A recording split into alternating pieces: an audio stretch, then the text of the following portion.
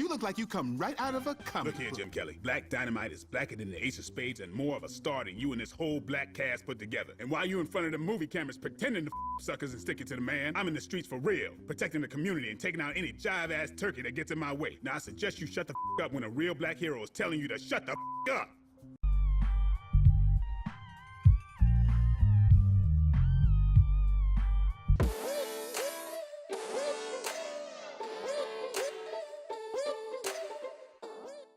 Hello everybody and welcome back to another edition of WWE in a Week. It's me, it's PhD. And how is everybody doing? Cause I'm doing okay. I'm doing pretty well. I hope everyone else is doing pretty fine because we have another edition of Raw. But before I get into this edition of Raw, I want to say quickly that I want to thank all of you for tuning into the product, all of you who watch us. It really means a lot that we actually get viewers in any number at all for this. Holy shit. But unfortunately, YouTube's algorithm is fucking up right now. So if you could push that like button and help us stay on track with YouTube's algorithm, that would be great. Without further ado, here's another edition of Raw. So last time on Raw, I spoke about these two tag team partners. Well, now I'm gonna talk on someone who's betrayed his two tag team partners in Seth Rollins. Now, for those of you who don't know, we're on the road to WrestleMania, kinda. See, Seth Rollins has now decided that he wants to talk about Triple H. He wants answers to something that happened back in August.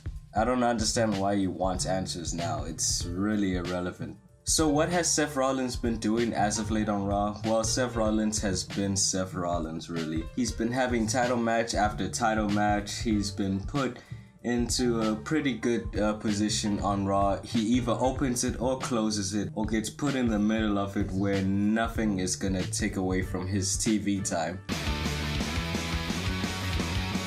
Owens and Jericho. Now, Owens and Jericho have pretty much been the premier act on Raw. Jericho's list, especially as well. Now, you see, the list is one of the most beautiful things in wrestling because you can either be on it or you could not be. And if you're not going to be on it, well, it's kind of like getting into heaven. You want your name on that list. And sadly, if you're not on that list, well, fuck it, you're just not going anywhere. Case closed. Bruce Wayne. You know what? You just made the list! Now, it's not only these two that have been a problem for Seth, it's also been Stephanie's investigation. See, Stephanie McMahon has also been a hindrance to Seth. She's been doubtful on whether he's a big enough star, even though they put the belt on him for 3 years straight? It was almost like, how long was that authority angle? Like, someone tell me. Now, I don't know personally how this has affected Seth Rollins going in, but I would assume it's not been that good.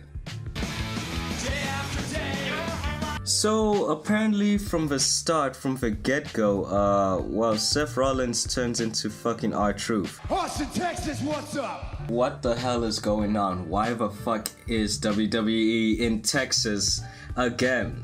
I feel like I've done 4, 5, 7 of these episodes straight from Texas. I feel like that. Why? Look, I know Texas is big enough to be its own country, but come on. Guys, spread it out a little bit. There's something that's been going on around here. It's kind of been bubbling underneath the surface for the last few months. Yo, he's gonna reveal it, man. Yo, for real. Alright? Seth Rollins is gonna lay it down on us, guys. He's gonna bring up some backstage heat. He's gonna be talking about that Brock Lesnar incident. Dude, he's gonna really be talking about shit Vince doesn't want you to hear about. Let's hear what the hell he's gonna say. I want Triple H. Oh, really? Now. I made some choices some years back. I decided to put together the Shield. Okay, you know what, Seth? I'm gonna just stop you there. See, cause the keyboard warrior within me is preventing me from letting you go on. So I'm gonna just stop you and tell you, okay, you didn't start the Shield, right?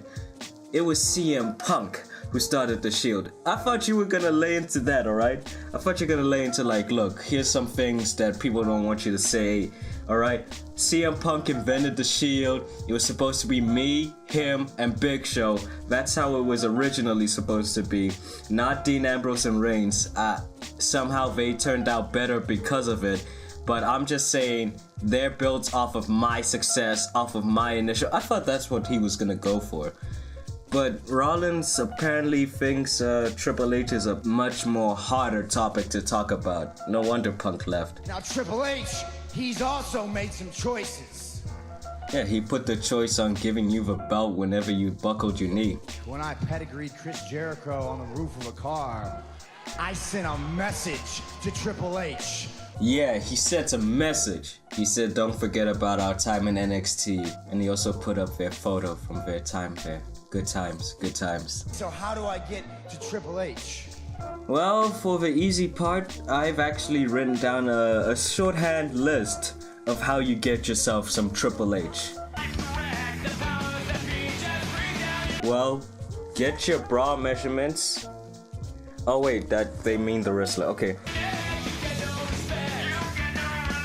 You could either go to NXT, you could go to his office backstage, I suppose he has one. You could go to his house. Shit, you could go to Randy Orton's house after you DDT'd Stephanie McMahon. That's what worked last time.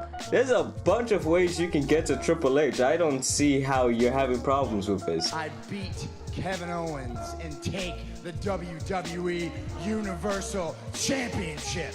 Or there's that. You could beat Owens. But I can't beat Kevin Owens while Chris Jericho is still a part of the equation. Now, Jericho's no longer part of the equation. Like you said, you pedigreed him onto a car.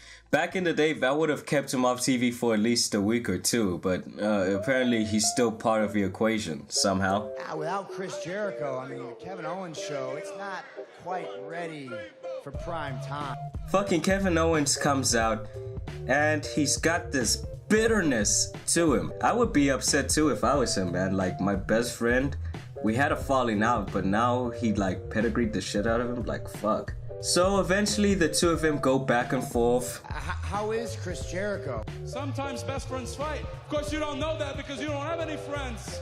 You know, real petty shit like that. But Kevin Owens heard about my earlier statement about the Shield, and he decided to get his old buddy back, former member of the Shield in writing, Big Show. So they have a small match. Big Show is dominating, even though he looks like he's been eating nothing but Slim Jims since he's been gone.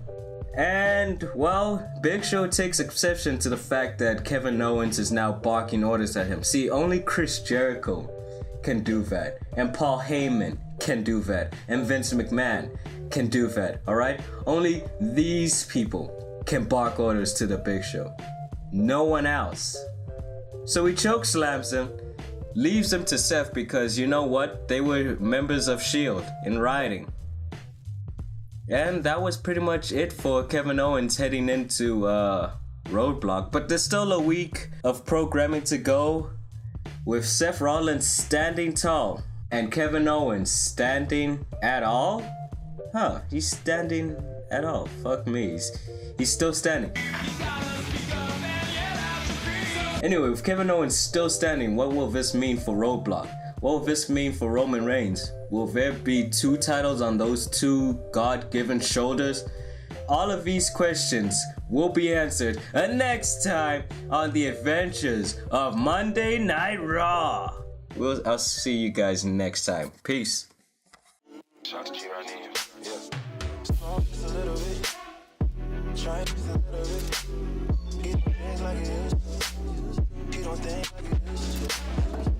Life taught you,